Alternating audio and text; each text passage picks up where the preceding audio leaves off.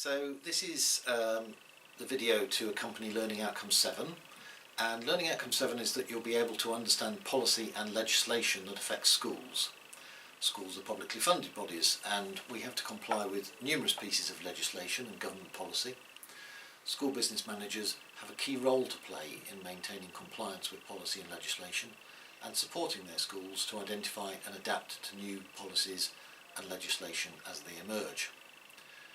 On an operational basis, SBMs often spend much of their time reacting to issues that arise and solving problems throughout the working day. But here we're going to take a more strategic perspective, looking at external factors that might have an impact on our school and what that impact might be. As school business managers, we need to be proactive in identifying the changes that may be on the horizon, rather than waiting for them to happen to us and then reacting. To help you get started with this, you'll investigate how your school ensures that it is informed about statutory and legislative requirements. How does it ensure that it's informed about any legislation changes that it may need to comply with? You'll need to evidence your research by making a contribution to the group forum. Identifying two reliable sources of information about statutory or legislative requirements that impact on a school.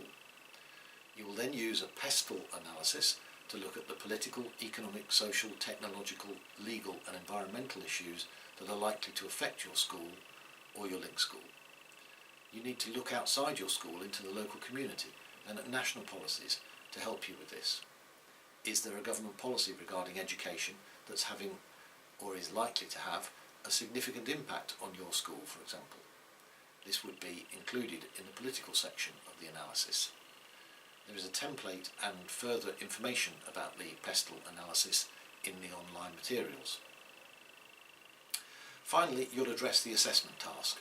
This will be a report to the administration team in your school, a team who are often involved in changes that are needed for compliance, but where the need for the change is not always explained.